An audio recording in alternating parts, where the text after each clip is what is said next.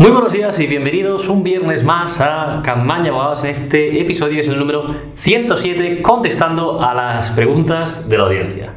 Feliz viernes, 7 de junio. En este episodio de hoy vamos, como cada viernes, a contestar a las preguntas que nos habéis formulado y en concreto, pues también os quiero recordar, como cada viernes, en los contenidos que se han hecho durante esta semana. En concreto, el lunes tuvimos, como cada lunes, un caso de éxito. El de esta semana era sobre una incapacidad total que se le reconoce a una administrativa con fibromialgia severa. Igualmente también el lunes mi compañero Marc habló en un vídeo sobre la sensibilidad química múltiple, una de las enfermedades del sistema de sensibilidad central, y en este sentido pues, se asocia con la fibromialgia y la fatiga crónica. También hablamos sobre un blog post de la prejubilación y de la ley de la jubilación vigente en 2019.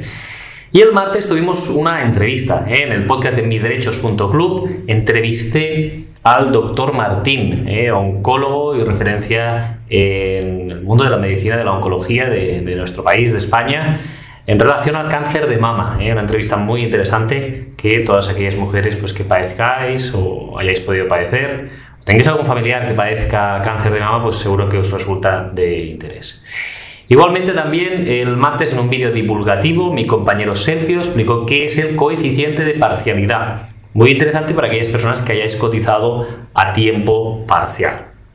El miércoles también tuvimos un podcast en misderechos.club, un divulgativo. En este caso os hablé sobre la fibrilación auricular, esta enfermedad, esta arritmia cardíaca. Os explicaba pues, bastante sobre la fibrilación auricular. Y el miércoles hice un vídeo también de actualidad de YouTube en el que hablamos sobre una sentencia del Supremo de abril en el que se habla sobre la pensión no contributiva para extranjeros o que han venido de una situación previa y en cuanto al requisito de residencia que se exige. Si queréis más noticias sobre ello, pues lo tenéis en los detalles de este vídeo. Y por último, el jueves, ayer hicimos un blog post sobre la jubilación forzosa. Ya veis que muchos contenidos, espero que sean de vuestro agrado, y si os gusta este tipo de vídeos, digo que le deis al like, que os suscribáis a nuestro canal y que lo compartáis para que llegue a mucha más gente.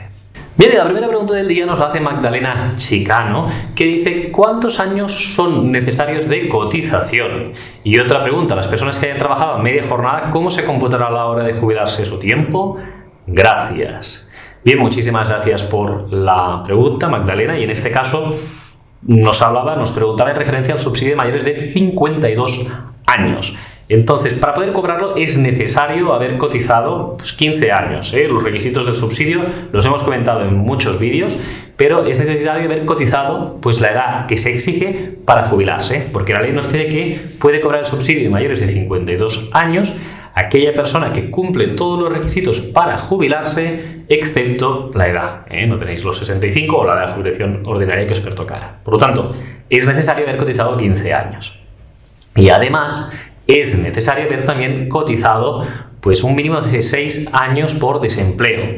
¿Qué quiere decir esto? Pues que imagínate que has cotizado pues, 10 años en autónomo y luego pasaste a régimen general.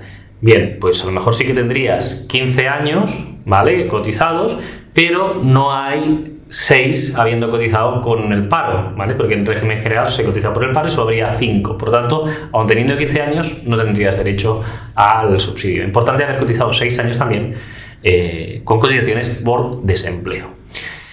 En cuanto a cómo se computa el haber trabajado media jornada, para este caso te recomiendo que te puedas ver el vídeo que dijimos esta semana, ¿no?, en el que mi compañero Sergio habla sobre el coeficiente de parcialidad. Básicamente lo que quiere decir este coeficiente de parcialidad es que aquellas personas que hayáis tenido en vuestra vida laboral algunos contratos a tiempo parcial, pues eso se hace un cálculo, que es lo que se conoce el coeficiente global de parcialidad, y que para poder cumplir esos 15 años cotizados lo que hacen es reducirte en un porcentaje aplicable sobre el tiempo de trabajo efectivo y el tiempo de trabajo de una persona al 100%, se hace una comparativa y con una regla de 3 se aplica un porcentaje. Entonces, si una persona, me lo invento, tiene un coeficiente de parcialidad del 50%, esa persona, en lugar de haber cotizado 15 años para acceder al paro, con solo 7 años y medio podrá acceder, a la jubilación, ¿de acuerdo? Entonces, insisto, te recomiendo que puedas ver este vídeo del coeficiente de parcialidad de Sergio. Y en todo caso, esto es una de las cosas que hablamos en el Club de la Jubilación. Ya sabéis, si entráis en club.campañaabogados.com, ahí tenéis el Club de la Jubilación, en el que podéis, en ese caso, pues entrar y calcular cuándo os podéis jubilar, si cumplís los requisitos o no, qué pensión os va a quedar de jubilación, etcétera, etcétera. Bien, muchas gracias por la pregunta, Magdalena, y vamos con otra pregunta que nos la hace Susana Hidalgo, y pregunta: hola, ¿es compatible? En este caso también seguimos hablando del subsidio de mayores de 52 años. Con una pensión de viudedad de 513 euros, gracias. Bien, ya lo hemos comentado en alguna otra ocasión, el subsidio para mayores de 52 años es compatible con cualquier renta o ingreso que no supere el 75% del salario mínimo interprofesional. Ya sabéis que el salario mínimo está en 900 euros, por lo tanto, como esta pensión de viudedad que estás cobrando, en este caso Susana, es inferior a 675 euros, que es el salario mínimo interprofesional, pues debemos decir que sí que sería compatible, porque esa pensión no supera los 675 euros mensuales. Muchas gracias por la pregunta, Susana, y vamos con otra pregunta que nos la hace de Desacato y dice: ¿y un 33% de discapacidad se podría solicitar con depresión mayor, brotes psicóticos y trastorno de la personalidad? Bien, muchas gracias por la pregunta, Desacato. En este caso hemos de tener en cuenta que el 33% de discapacidad por un tema psiquiátrico se puede llegar a conseguir, pero siempre decimos lo mismo: no es lo importante el diagnóstico de la enfermedad, la depresión mayor o trastorno de la personalidad, sino que hemos de ver, en base a los informes de los psiquiatras, si esa enfermedad tiene unas limitaciones funcionales importantes o no. ¿Qué quiere decir con esto? Pues que el baremo que regula el acceso a poder tener un grado de discapacidad, que es el Real Decreto 1971 de 1999, lo que nos dice es que una depresión puede dar lugar a un 0% de discapacidad y en casos muy graves puede dar lugar hasta un 65% o más de discapacidad. Es decir, que ya veis que una misma enfermedad puede dar un 0% o puede dar más de un 65%. Por lo tanto, aquí tendremos que estar básicamente con las cuestiones de si se puede o no llegar a un grado de discapacidad en función de los informes que tenga. Si son graves, con ataques que nos dices aquí, con brotes psicóticos y demás, pues en esos casos normalmente yo creo que sí, que como mínimo hasta el 33% sería relativamente fácil llegar. A partir de ahí se debería determinar cuál es el porcentaje. Gracias por la pregunta. Vamos con la siguiente. Eduardo Corcuera González nos dice: tengo 60 años y 37 años cotizados en el régimen general. ¿A qué edad puedo jubilarme? Gracias. Bien, muchísimas gracias por la pregunta, Eduardo, y nos faltan saber más datos para poder contestarte la pregunta y te voy a poner los distintos supuestos que puedan existir. Lo primero es que te podrías jubilar a los 61 años con la jubilación anticipada forzosa si te hubieran despedido del último trabajo por algunas causas objetivas en el despido, causas económicas, técnicas, objetivas o de producción, ya sea por un despido individual o por un despido colectivo, por un ERE, pero tendría que cumplir estos requisitos y además deberías haber estado un mínimo de 6 meses inscrito como demandante de empleo antes de acceder a la jubilación. Si cumples esos requisitos, los hemos hablado sobradamente en cuanto a la jubilación anticipada forzosa y te recomiendo que puedas ver otros vídeos al respecto, entonces podrías jubilarte a los 61 porque en tu caso has cotizado más de 33 años. Dices que has cotizado 37, pues podría ser una posibilidad. Si no te han despedido de forma objetiva, con un contrato de régimen general, porque a lo mejor eres autónomo, en este caso no podrías acceder a esta jubilación anticipada, o si estuvieras trabajando y no te hubieran despedido, pues tampoco podrías acceder a esa jubilación. Tendríamos que ir a la jubilación anticipada voluntaria.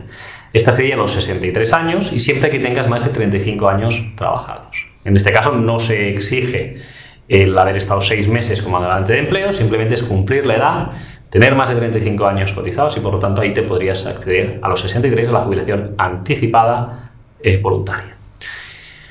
Bien, ¿y qué cuestión tenemos? Pues que tendríamos que ir luego a 2024. Por ejemplo, si no cumplieras los requisitos de la anticipada forzosa o, insisto, llegados a los 63 no quieres jubilarte, pues tendríamos que saber si sigues cotizando o no. Si sigues cotizando, ya sea que cobres el subsidio de mayores de 52 años que hemos visto antes, o que te estés pagando un convenio especial, o que estés trabajando, en 2024, cuando tengas 38 años o más cotizados, podrás jubilarte a los 65. Y por el contrario, si no tienes 38 años cotizados a los 65, pues te tendrás que esperar hasta los 66 años y medio para jubilarte. Esto en 2024, que es cuando tendrás 65, pues ahí tendrás que ver, ¿tengo 38 años cotizados? A los 65. ¿Que no tengo 38 años y medio, 38 años cotizados? Pues me jubilaría a los 66 años y medio. Muchísimas gracias, Eduardo, por la pregunta. Y vamos con otra pregunta que nos la hace Mer y dice: hola, en 2020 cumplo 65 años con 25 años cotizados. ¿Qué tanto por ciento me sacarán? ¿Podría trabajar hasta los 70 años? Gracias. Bien, a la pregunta que nos formulas, pues en 2020 el porcentaje aplicable a la base reguladora de tu jubilación sería del 74,92%. ¿Qué quiere decir esto? Pues que ¿cómo se calcula esto? Es en base a unas tablas de un porcentaje aplicable a la jubilación, a la base reguladora, y en este sentido, pues el año que viene, 15 años es el 50%, se te añadirían un 22,26% por haber cotizado, en este caso, unos años más de 15, es decir, haber cotizado 10 años más, y al final nos da un 74,92%. Eso es lo que cobrarías por no haber cotizado pues más de 35 años a la seguridad social, por haber cotizado 25. En relación a la segunda pregunta que nos formulas, es de ¿podría trabajar hasta los 70 años? Gracias. Bien, en esa pregunta que nos haces, ahí sí que debemos decir que la jubilación en nuestro país es un derecho, no es una obligación. No hay una jubilación forzosa, pese a que hay algunas profesiones que sí, ya lo sabemos, que pues magistrados, jueces, también personal docente, en general funcionarios, sí que existe la figura de la jubilación forzosa, pero que en lo que es el régimen general a nadie nos pueden obligar a jubilarnos.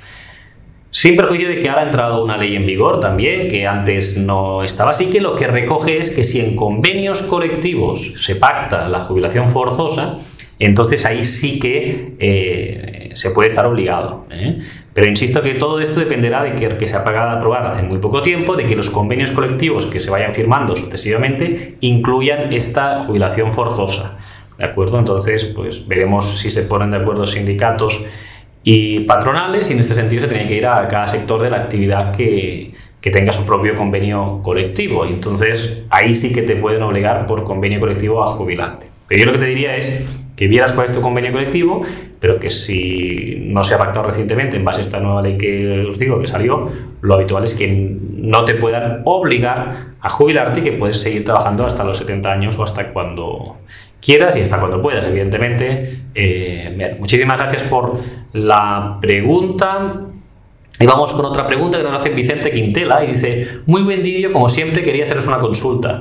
Una mujer empieza a trabajar, tiene una antigüedad de 3 meses y queda embarazada y no puede trabajar por embarazo de riesgo. ¿Quién paga la IT? ¿La Seguridad Social? ¿La Mutua? ¿O nadie por no tener antigüedad en la empresa? Muchísimas gracias. Bien, muchísimas gracias por la pregunta. Lo primero que debemos contestar, Vicente, es que si la baja es por riesgo durante el embarazo, este tipo de baja lo paga la Mutua. La Mutua paga el 100% de la baja, ¿de acuerdo? Y este tipo de baja tiene una serie de requisitos, pero que entre ellos no está el tener una antigüedad en la empresa ni el tener una cotización. Ya lo sabemos, porque os lo he explicado muchas veces, que para tener derecho a cobrar una baja, una incapacidad temporal por una enfermedad o lesión que se padezca, es necesario haber cotizado por enfermedad común 180 días en los últimos 5 años. Es decir, haber cotizado 6 meses de los 5 años anteriores a esa solicitud de baja.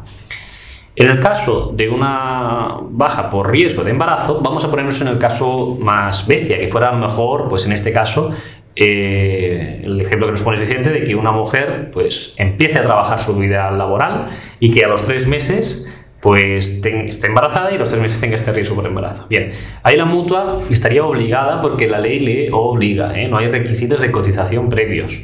Por lo tanto, siempre y cuando no, lo que puede alegar la mutua es que esa alta en el contrato ha sido fraudulenta y que se ha hecho para quedarse embarazada, siempre y cuando no se demuestre que se ha hecho con un fraude, porque a lo mejor la empresa es de un familiar o alguna cosa así, pues en esos casos son los únicos que la mutua se puede obtener, pero no por cualquier otro motivo, y quien pagaría sería la mutua. Así que no hay requisito de antigüedad, como si era en el primer mes en el que sucede esta situación. Esto no hay ningún tipo de limitación. Y conocer también eso, que a lo mejor si no le dan por riesgo de embarazo también puede estar por incapacidad temporal, pues por enfermedad común, pero para eso sí que necesitará los 6 meses, los 180 días cotizados en los últimos 5 años. Muchas gracias por la pregunta, Vicente. Y nos vamos con la última pregunta de hoy. Nos la hace BBC. No, perdón, no es la última pregunta, tenemos bastantes preguntas más. Nos la hace BBC y dice: buenas tardes, el tema es muy interesante, me gustaría hacer una consulta. Si la persona que padece la enfermedad ya no trabaja desde hace varios años porque se siente incapaz y dada su edad no ha podido cotizar lo suficiente, ¿podría solicitar una pensión por incapacidad permanente total o absoluta, estando ya la incapacidad evaluada del porcentaje correspondiente por problemas de salud mentales? Gracias. Bien, muchas gracias por la pregunta, y en ese caso te debo decir que no, no hay esa posibilidad, porque hemos de tener en cuenta que para acceder a una incapacidad permanente se tiene que cumplir una serie de requisitos, requisitos de cotización, requisitos de estar de alta o asimilada, etc.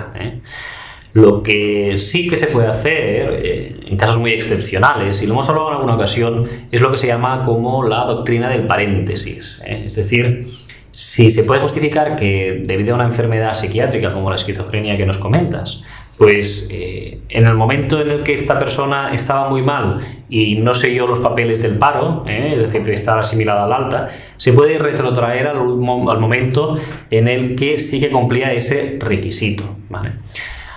Ahora bien, si haciendo esta retroacción, si lo hacemos una retroacción hacia atrás y en ese momento no cumplía ya los requisitos de cotización, no se puede hacer. Es decir, que tiene que haber algún momento en el que haya cumplido los requisitos de cotización, y el hecho de apartarse del mundo laboral tiene que ser justificado con la enfermedad. En esos casos se puede aplicar esta doctrina del paréntesis para una incapacidad laboral. Los tribunales lo han aceptado, pero es una cosa bastante compleja. Lo habitual es que tengas que cumplir todos los requisitos en el momento del hecho causante. Muchas gracias por la pregunta, y vamos con la siguiente pregunta, que nos hace Manolo García y dice: buenas, tengo una pregunta. Yo tuve un accidente laboral con recargo de prestaciones del 50%.